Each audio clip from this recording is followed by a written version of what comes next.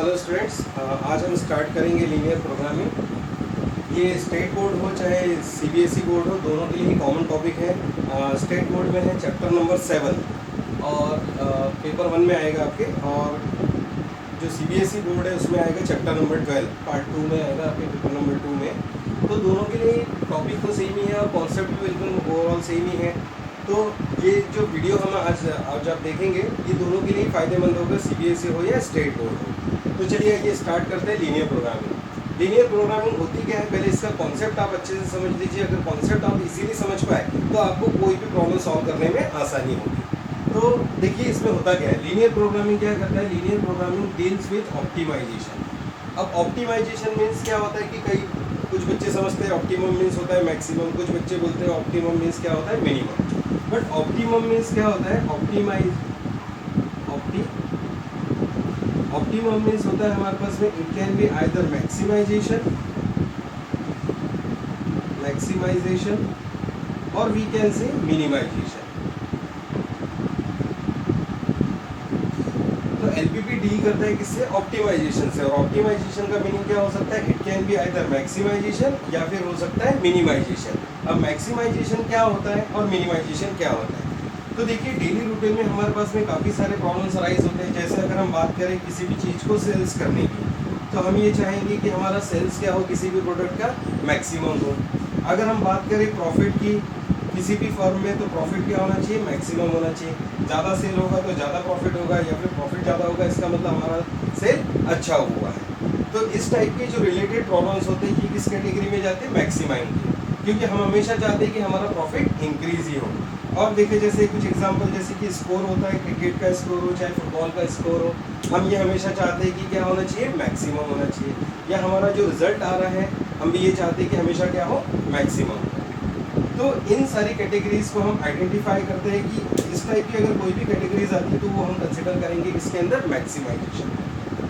और मिनिमाइजेशन में क्या आना चाहिए, तो अब आपके दिमाग में आ ही गया होगा कि मैक्सिमम में अगर सेल्स और प्रॉफिट की बात हो रही है तो यहाँ सीधी सी बात है, हम किस चीज़ को कट डाउन करना चाहेंगे, हमारे जो एक्सपेंसेस है।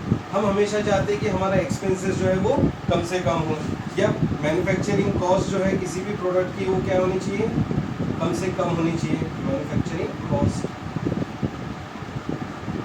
है ना। और भी काफ़ी सारे एग्जांपल्स है। जैसे अगर हम चाहें कि किसी भी वर्क को कंप्लीट करने में टाइम का जो इन्वॉल्वमेंट है वो क्या होना चाहिए, कम से कम होना चाहिए। आप तो चाहेंगे कि आपका सिलेबस एक ही दिन में कंप्लीट हो जाए, but it is not possible. लेकिन देखिए हम ये हमेशा चाहेंगे कि टाइम इन्वॉल्वमेंट क्या होना चाहिए, कम से कम होना चाहिए। डिस्टेंस ट्रैवल्ड कोई भी अगर चाहेगा तो ये क्या होना चाहिए, distance travelled should be minimum. कि अगर घर बैठे ही हम वीडियो देख पा रहे हैं, that is more beneficial as compared to going for the classes and all this. तो हम अगर एजुकेशन घर बैठे ही ले पा रहे हैं तो हम क्या चाह रहे हैं कि हम उसको फर्स्ट प्रेफरेंस दे रहे हैं। तो हम क्या चाहते हैं कि डिस्टेंस ट्रैवल क्या होना चाहिए, कम से कम होना चाहिए। तो होता क्या है, ऑप्टिमम कैटेगरी मतलब क्या हो जाएगा, मैक्सिमम भी हो सकता है और मिनिमम भी हो सकता है। It depends upon the particular problem जिसको हम सॉल्व करने जा रहे हैं। तो हो सकता है हमको सबसे पहले आइडेंटिफाई करना होगा कि इनमें से हमको किस कैटेगरी का प्रॉब्लम सिंप्लीफाई करना है, और फिर उसके आगे हम उसको सॉल्यूशन को डील कर पाएंगे। तो चलिए आइए देखते हैं एलपीपी क्या बोल रहा है कि deals with optimisation. Optimisation means maximisation और minimisation of a given problem. जो भी प्रॉब्लम है उसको हमको क्या करना है, ऑप्टिमाइज करना है। तो हमको आइडेंटिफाई करेंगे तभी तो हम उसको ऑप्टिमाइज कर पाएंगे। अब लेकिन देखिए होता क्या है कि अगर ऑप्टिमाइज करना भी है तो ऐसा नहीं है कि हम हमारी मर्जी है कि प्रॉफिट ही बढ़ा लो, या फिर हमारी मर्जी हो कि एक्सपेंसेस से रिड्यूस कर लो। ये नहीं होता, ये डिपेंड करता है किसके ऊपर, सेट ऑफ कंस्ट्रेंट्स के ऊपर। सेट ऑफ कंस्ट्रेंट्स, या फिर हम इसी को डिफाइन कर सकते हैं क्या, लिमिटिंग कंडीशंस। अब ये कंस्ट्रेंट्स क्या होते हैं कि मान के चलिए कि हमको एक बिल्डिंग बनानी है। एग्जाम्पल लेते हैं हमको एक बिल्डिंग बनानी है। अब बिल्डिंग बनाने के लिए हमारे पास ये प्राइम रिक्वायरमेंट क्या होती है कि हमारे पास है, हमारा ये क्या हो गया, मेन ऑब्जेक्टिव हो गया जिसको हमको क्या करना है, ऑप्टिमाइज करना है। अब यहाँ पे देखिए दो परसेप्शंस आएंगे कि अगर हमको बिल्डिंग अगर बनानी है तो ओनर साइड के, ओनर साइड का अगर हम केस ले तो ओनर क्या चाहेगा कि building should be erected at minimum cost. ये चाहेगा कि ये क्या होना चाहिए, मिनिमम कॉस्ट में ये बिल्डिंग हमारी बन जानी चाहिए।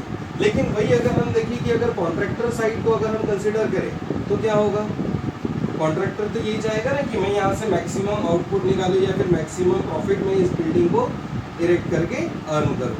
तो हुआ क्या, यहाँ पे हमारा परसेप्शन, प्रोडक्ट तो हमारा एक ही है लेकिन परसेप्शन क्या हो गया, दो साइड से हो गया कि या ओनर साइड से हम देखेंगे कि ये क्या होना चाहिए, मिनिमम कॉस्ट में बनना चाहिए, और कॉन्ट्रैक्टर साइड क्या होना चाहिए, बोलेगा कि ये मैक्सिमम प्रॉफिट में बनना चाहिए।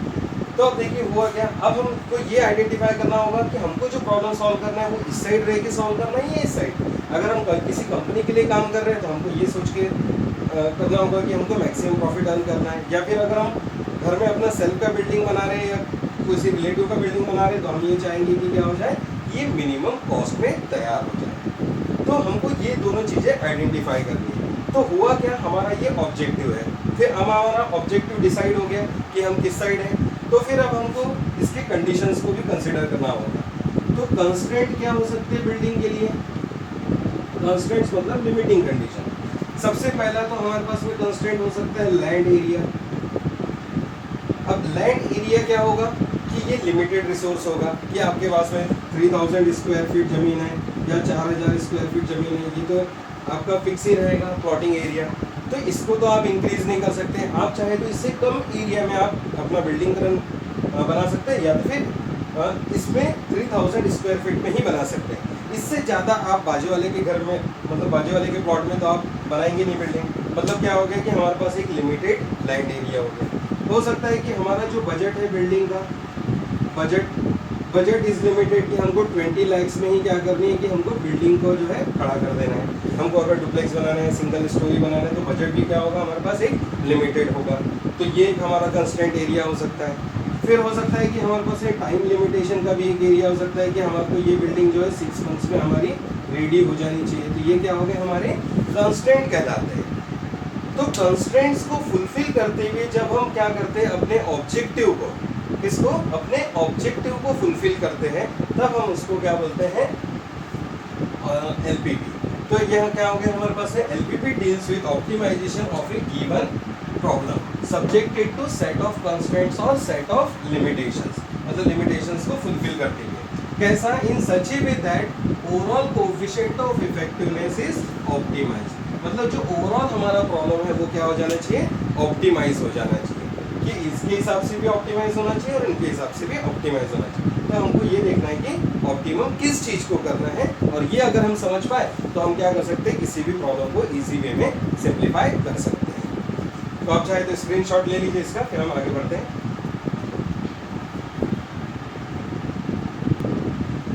अच्छा, न्यूमेरिकल्स पे आने से पहले कुछ और बेसिक हम सीख लेते हैं कि इसमें हमारे सिंबल्स कैसे यूज में आते हैं। तो देखिए, जैसे अगर हमने कहा कि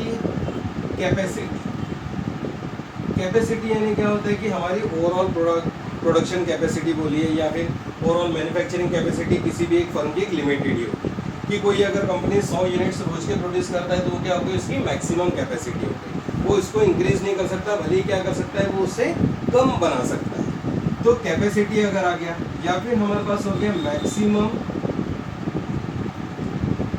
अवेलेबिलिटी, कि हमारे पास इतना ही सामान अवेलेबल है और इसी को फुलफिल करते हुए हमको क्या करना है कि हमारा जो मेन ऑब्जेक्टिव है उसको फुलफिल करना है। तो मैक्सिमम अवेलेबिलिटी किसी भी चीज़ की कितनी होगी, कैपेसिटी हो गई।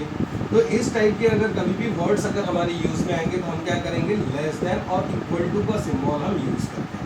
कि जैसे मैंने अभी आपको बताया था कि 3000 स्क्वायर फीट अगर एरिया है लैंड का हमारे पास, तो हम या तो उससे कम में घर बनाएंगे या तो उतने में बनाएंगे, उससे ज़्यादा तो हम उसको इंक्रीज नहीं कर सकते क्योंकि वो हमारे पास लिमिटेड है।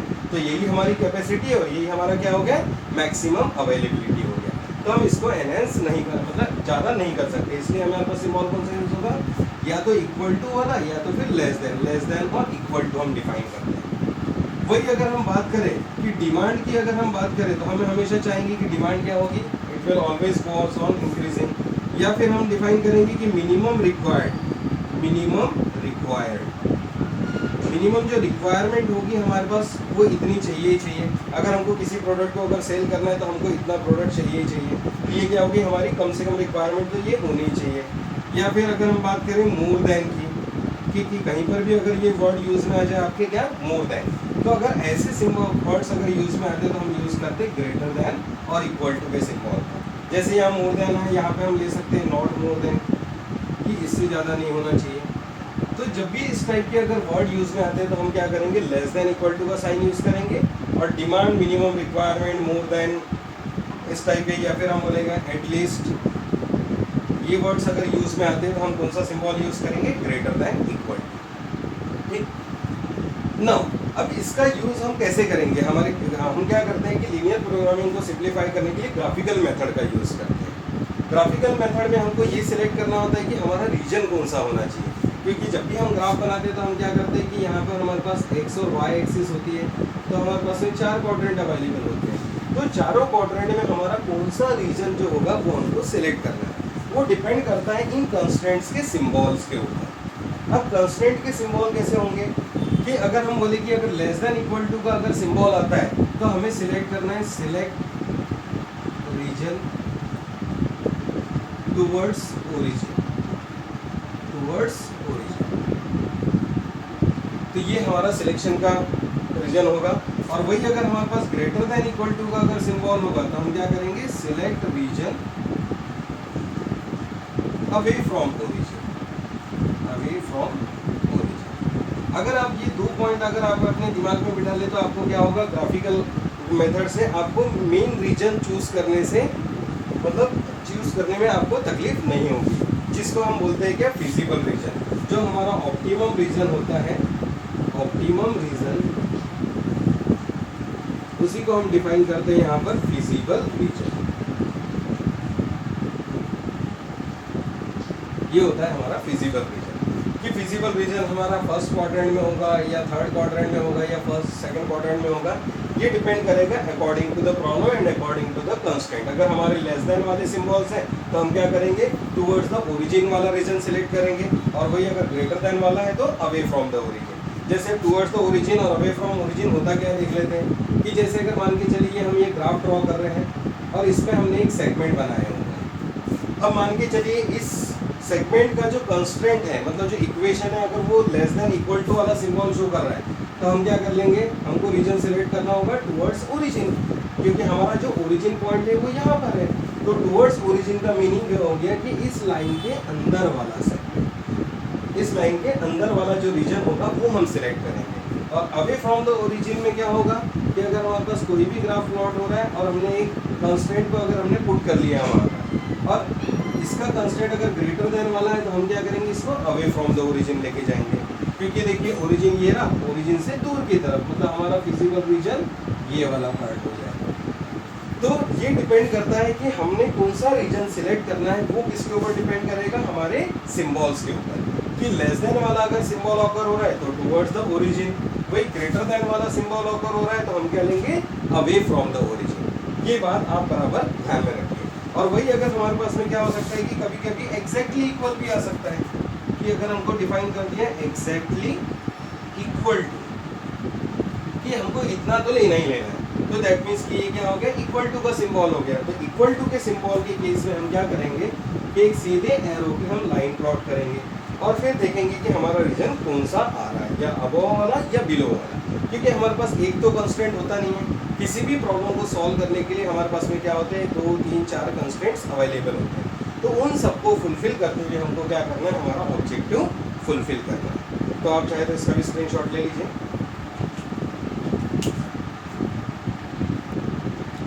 तो चलिए ये देखते हैं क्वेश्चन नंबर 1, सॉल्व ग्राफिकली। हमारे पास है इक्वेशन गिवन है कि x greater than equal to 0, और एक हमने थर्ड एग्जांपल है y less than equal to 0। ये आप CBSE स्टेट बोर्ड दोनों के लिए है, आप बस बेसिक कॉन्सेप्ट को समझिए इससे कि होता क्या है। कि अब देखिए इस इक्वेशन में हमको गिवन है x ग्रेटर देन 0 और इसको हमको ग्राफिकली सिंप्लीफाई करना है। तो अब हम क्या मान सकते हैं यहाँ पे कि x क्या होगा, ग्रेटर देन 0। मैंने अभी बताया कि ग्रेटर देन 0 अगर होगा मतलब ग्रेटर देन इक्वल टू का सिंबल आता है तो रीजन कौन सा होगा, अवे फ्रॉम द ओरिजिन, और या फिर कौन सा होता है फिर टुवर्ड्स द ओरिजिन। तो अब देखिए, अब अगर हम ग्राफ को अगर प्लॉट करें तो हम यहाँ ले लेते हैं x एक्सिस और ये ले लेते हैं y एक्सिस। अब हमको पता है कि यहाँ x greater than 0, that means कि हमारे पास क्या हो गया, दो वैल्यूज हो गई, एक हो गया x इक्वल टू 0 और एक हो गया x ग्रेटर देन 0।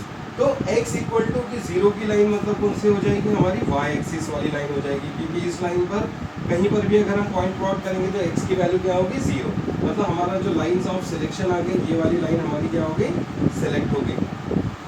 अब ये वाली सिलेक्ट हो गए और उसमें भी क्या बोल रहा है ग्रेटर देन जीरो, तो ग्रेटर देन जीरो मीन्स क्या हो जाएगा हमारे लिए अवे फ्रॉम द ओरिजिन, क्योंकि ये ओरिजिन है तो ओरिजिन से हम किधर का रीजन सिलेक्ट कर लेंगे अवे की तरफ। ये ओरिजिन हमारी लाइन पहले डिसाइड हो गई, x इक्वल टू जीरो मतलब y एक्सिस वाला लाइन हो गया, और लाइन अगर ये हो गया तो हमारा ग्राफ क्या हो जाएगा राइट हैंड साइड में हम इसको क्या कर सकते हैं ले सकते हैं। जैसे वैसे इसको भी देख लीजिए एग्जाम्पल में कि अगर हमारे पास है x और x एक्सिस अगर हम ड्रॉ करें तो y इक्वल टू जीरो होगा और y लेस देन जीरो होगा।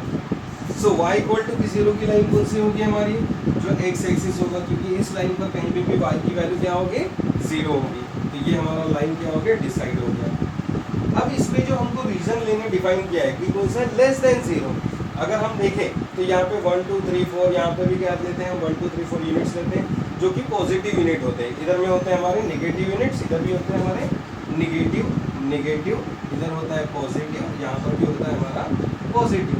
अब हमको बोल रहा है less than zero, less than zero means क्या हुआ मीन्स इट इज निगेटिव, तो निगेटिव वाई एक्सिस की तरफ, और वो भी रीजन कौन सा है less than origin, less than का सिंबल है हमारे पास है। तो आप देखिए अब हम क्या कर सकते हैं यहाँ पर रीजन हम अपना सिलेक्ट कर सकते हैं लेस देन जीरो मतलब आ गया हमारे पास है नीचे का रीजन लेस देन है ना, less y less than zero, तो वाई लेस देन जीरो किधर होगा हमारे पास है इधर में हमारी निगेटिव वैल्यूज होगी, इधर तो क्या होगा हमारी पॉजिटिव वैल्यूज होगी, इसलिए रीजन कौन सा सिलेक्शन में आएगा ये। तो इस तरीके से हम इसको प्लॉट कर सकते हैं। देखिए क्वेश्चन नंबर 2 ले रहे हैं जिसमें फिर से सिंप्लीफाई करना है हमको ग्राफिकली। अब हमारे पास में सिंगल कंस्ट्रेंट ना होते हुए अब हमारे पास में क्या है दो कंस्ट्रेंट्स अवेलेबल है। इस क्वेश्चन में आप देखिए तो दो कंस्ट्रेंट दिख रहे हैं, एक x greater than equal to zero और एक y greater than equal to zero, और हमको इन दोनों को एट ए टाइम सेटिस्फाई करते हुए क्या करना है अब ग्राफ प्लॉट करना है। तो चलिए आइए देखते हैं क्या होगा। x एक्सिस और ये हो गया हमारा y एक्सिस। जैसे कि अभी हमने सीखा कि x greater than equal to zero, तो greater x equal to zero का लाइन मतलब कौन सा हो गया y एक्सिस, मतलब ये हमारी सेगमेंट हो गई। अब हमको रीजन कौन सा लेना है कि ये हमको रीजन कंसीडर करना है, ठीक है ना, हमको ये रीजन को कंसीडर करना है। तो ये आ गया। अब y greater than zero, y equal to zero की लाइन जो होगी वो हमारी कौन सी होगी x एक्सिस पर होगी, क्योंकि y कहीं पर भी क्या होगा इस लाइन पर जीरो ही होगा। अब ग्रेटर देन जीरो मतलब कौन सा रीजन हो गया कि positive, greater than zero means positive region, तो देखिए ये वाला रीजन आ गया। तो अब देखिए हमारे पास में क्या हो रहा है कि यहाँ पर दो कंस्ट्रेंट्स को मिलके हमको क्या करना है रीजन देखना था। तो यहाँ पर तो क्या हो रहा है सिंपली x एक्सिस का रीजन आ रहा है और यहाँ सिंपली y एक्सिस का रीजन आ रहा है ना।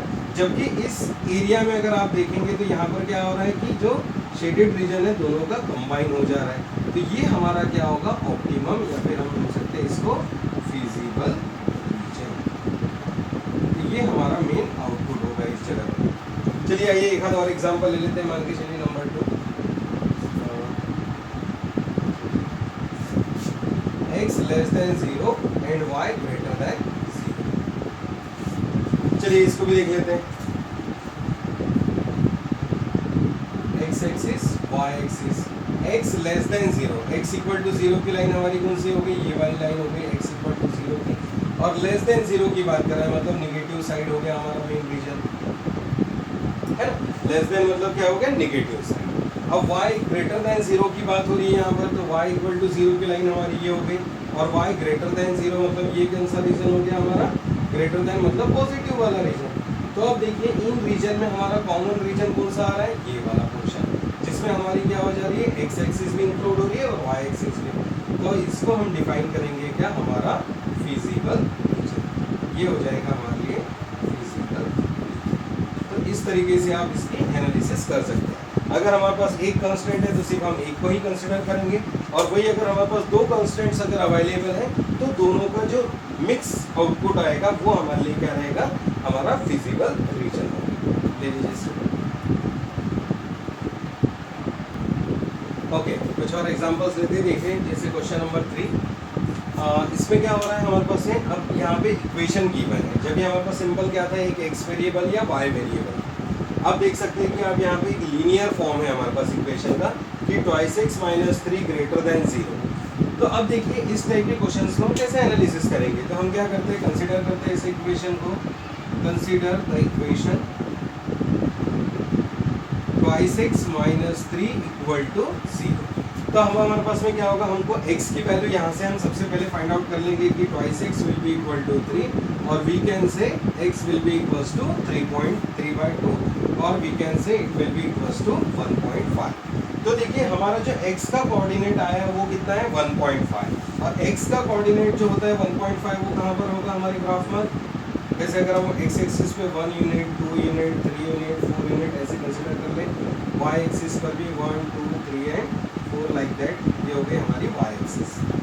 तो इसमें देखिए 3/2 मीन्स होता है 1.5, मतलब हमारा ये पॉइंट जनरेट हो जाएगा यहाँ से, ये हो गया 1.5 या फिर हम बोल सकते हैं 3/2। तो इस पॉइंट से हमारी लाइन पास होगी और जिसमें क्या होनी चाहिए, x की वैल्यू हमेशा 1.5 होनी चाहिए।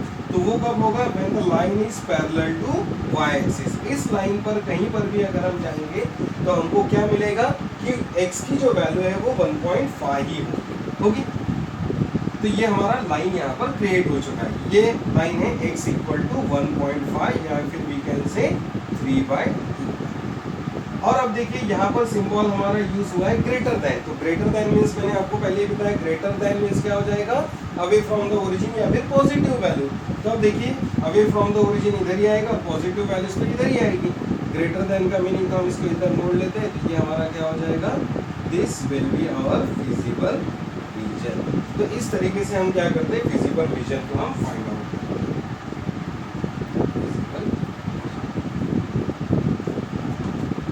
सिमिलरली हम देखते हैं अब सेकंड क्वेश्चन कि इसमें क्या लिखा हुआ है, twice y minus 5 equal to greater than 0।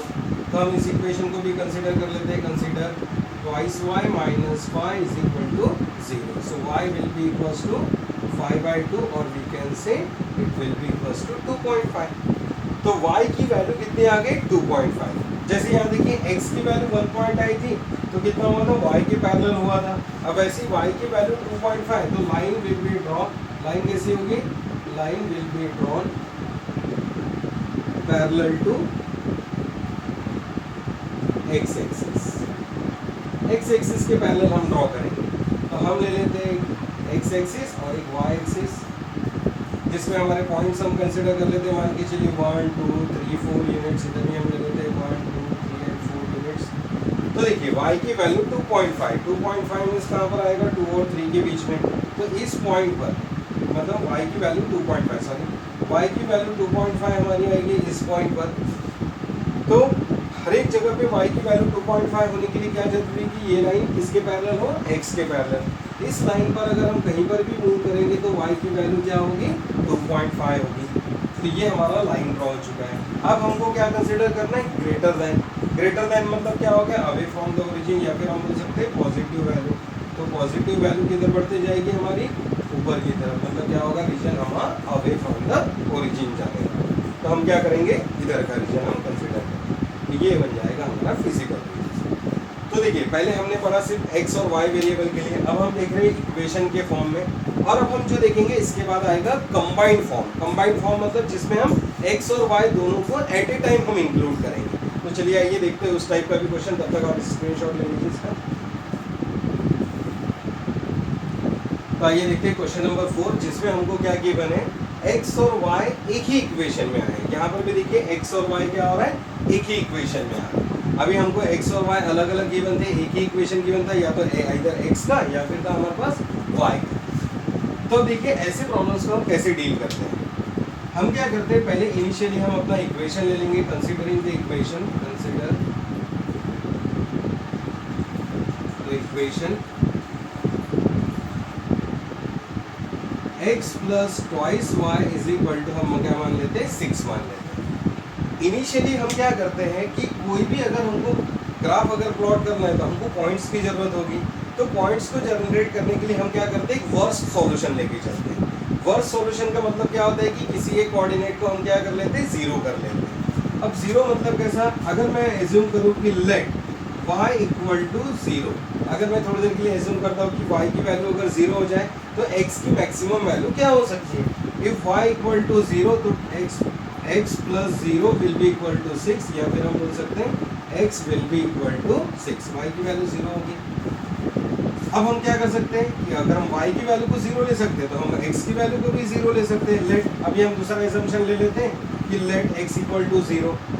x की वैल्यू अगर हम इसमें 0 पुट अप करें इस इक्वेशन में तो क्या आएगा 0 प्लस 2y इक्वल टू 6 और y equal to we can say 6/2 और y equal to we can say it will be equal to 3।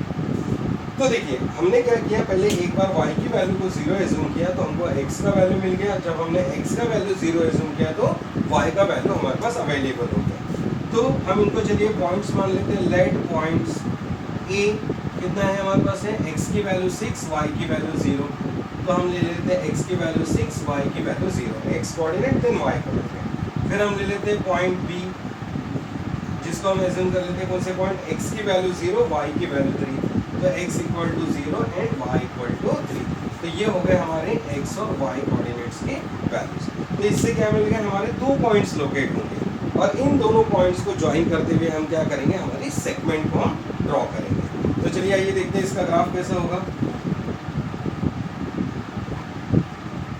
x की वैल्यू मैक्सिमम हमारे पास कहाँ तक जा रही है, 6 तक। तो हम कंसीडर कर लेते हैं x एक्सिस पे 1 यूनिट 2 यूनिट 3 यूनिट 4 5 6, चलिए एक ज़्यादा का ले लेते हैं 7, ओके। और y एक्सिस पे हमारा 3 तक ही जा रहा है तो हमको जरूरत नहीं है ज़्यादा, 1 2 3 4 हम कितने भी यूनिट्स यहाँ लिख सकते हैं। तो यहाँ पर देखिए हमको इससे अंदाजा आ जाएगा कि हमारे को ग्राफ में कितने पॉइंट्स कंसिडर करना है। x में 6 जा रहा है मैक्सिमम और y में 3 तक ही जा रहा है। तो आप एक दो कम ज़्यादा पॉइंट्स ले सकते हैं, ज़्यादा पॉइंट्स ले सकते हैं। तो देखिए x की वैल्यू 6 y की value 0, x equal to 6 and y equal to 0, ये हमारा पॉइंट होगा। तो हमने इसको मान के चलिए ए नाम दे दिया। फिर देखिए पॉइंट बी कहाँ पर लोकेट होगा इस ग्राफ में, x की वैल्यू 0 y की value 3, x equal to 0 and y equal to 3। तो ये हमारा पॉइंट बी इस पॉइंट पर लोकेट होगा, है। अब इन दोनों पॉइंट्स को ज्वाइन करते हुए हम क्या करेंगे, कि हमारा लाइन ड्रॉ करेंगे। ये हमने क्या कर लिया, लाइन स्ट्रेट लाइन हमने ड्रॉ कर लिया है। अब हमको देखना होगा कि अब हमारा ये जो लाइन है हमारे को इसके ऊपर का रीजन लेना है या टुवर्ड्स द ओरिजिन लेना है। तो ये डिपेंड करता है हमारे सिंबल के ऊपर कि लेस देन का सिंबल है या ग्रेटर देन का। तो यहाँ पर क्या दिख रहा है आपको, लेस देन का symbol. Less than means towards origin, greater than means away from the origin. तो आइए देखते हैं हम कौन सा रीजन लेंगे, लेस देन है तो टुवर्ड्स द ओरिजिन। तो इन सेगमेंट को हम क्या कर देते हैं, इधर की तरफ मोड़ देते हैं, मतलब टुवर्ड्स द ओरिजिन, क्योंकि हमारा ओरिजिन पॉइंट कहाँ पर लोकेट हो रहा है, इस जगह पर। तो ओरिजिन की तरफ हमको आना है। तो ओरिजिन की तरफ जो भी हमारा रीजन होगा ये हमारे लिए क्या हो जाएगा, इसका फिजिबल रीजन कहलाएगा, towards the origin, feasible region. फिर तो ये होगा हमारा फिजिबल रीजन। सिमिलरली हम इसको भी सिंप्लीफाई कर सकते हैं। तो चलिए इसको भी देखते हैं। अगर हम एज्यूम करें लेट y इक्वल टू 0, तो x की वैल्यू क्या आ जाएगी, y की वैल्यू 0 होगा तो क्या हो जाएगा, फिर से ले लेते हैं, कंसीडरिंग द इक्वेशन, पूरा लिख लेते हैं, considering equation 2x minus 5y greater than equal to 0। तो हम कंसीडर करेंगे इक्वल टू 0। पहले हम मान लेते हैं लेट y इक्वल्स टू 0, तो 2x will be y 2x will be equals to कितना हो जाएगा 10, सो x विल बी हो जाएगा 5। हमको एक पॉइंट मिल गया। अब हम एज्यूम कर लेते हैं लेट x इक्वल टू 0, तो हमको क्या मिलेगा, minus 5y is equal to 10। तो y will be equals to कितना आ जाएगा 10/5, मतलब हो जाएगा माइनस। तो हमको ये पॉइंट्स लोकेट हो जाएंगे। तो देखिए हम क्या कर सकते हैं, एक तो पॉइंट ए मान लेते हैं, लेट पॉइंट ए क्या हो जाएगा हमारे लिए, x की वैल्यू 5 y की वैल्यू 0। पॉइंट बी को हम एज्यूम कर लेते हैं x की वैल्यू 0 y की वैल्यू माइनस। और अब हम क्या करेंगे, इसको सिंपली ग्राफ पे प्लॉट कर देंगे। तो ग्राफ पे प्लॉट जब हम करेंगे तो देखिए x में 5 तक जा रहा है, y में -2। तो हम ले लेते हैं 1 2 3 4 5 6 8 so on। x एक्सिस हो गई हमारी और ये y एक्सिस 0 -1 -2 -3 लाइक दिस। तो हमने ये पॉइंट्स प्लॉट कर लिए। इधर भी हम लिख सकते हैं 1 2 3 4 8 so on। तो देखिए 5 0, तो ये हमारा कोऑर्डिनेट हो जाएगा, x की वैल्यू 5 y की वैल्यू 0, ये हो गया हमारा पॉइंट है। बी पॉइंट क्या है 0 एंड -2, x की वैल्यू 0 y की वैल्यू -2। तो हमने क्या कर दिया, ये हमारा बी पॉइंट यहाँ पर लोकेट हो गया। इन दोनों पॉइंट्स को ज्वाइन करते हुए हम एक स्ट्रेट लाइन ड्रॉ करेंगे पहले। पहले हमेशा स्ट्रेट लाइन ड्रॉ कर लीजिए, बाद में सोचेंगे कि हमारा रीजन हमको कौन सा सिलेक्ट है। तो अब देखिए यहाँ पर क्या लिखा हुआ है, it is greater than 0। Greater means क्या होता है, मैंने आपको पहले ही बताया कि अवे फ्रॉम द ओरिजिन। तो ओरिजिन हमारा इस साइड है, तो हमको किधर जाना है, अवे फ्रॉम द ओरिजिन, मतलब ओरिजिन से दूर की तरफ। तो हम इसको इधर साइड मोड़ देते हैं, तो ये हमारा क्या हो जाएगा, फिजिबल रीजन कहलाएगा। तो इस तरीके से हम क्या कर सकते हैं, अगर हमारे पास सिंगल वेरिएबल हो या डबल वेरिएबल हो तो भी हम क्या कर सकते हैं, ग्राफ को इजीली प्लॉट कर सकते हैं। तो आज के वीडियो में हम इतना ही पढ़ेंगे, आप इसकी अच्छे से प्रैक्टिस कर लीजिए। नेक्स्ट वीडियो में अब हम क्या करेंगे, एट ए टाइम, यहाँ देखिए एक ही लीनियर इक्वेशन था, यहाँ पर भी एक ही इक्वेशन था। अब हमारे पास एक से जब ज़्यादा इक्वेशंस होते हैं तो ग्राफ कैसे प्लॉट किया जाता है, वो हम इस वीडियो में सीखेंगे। तो उससे पहले आप इसके अच्छे से घर पर प्रैक्टिस कर लीजिए, ताकि आपको इसके बाद का वीडियो समझने में बहुत आसानी हो। Thank you very much. इतना ही, आप इसका स्क्रीनशॉट ले लीजिए।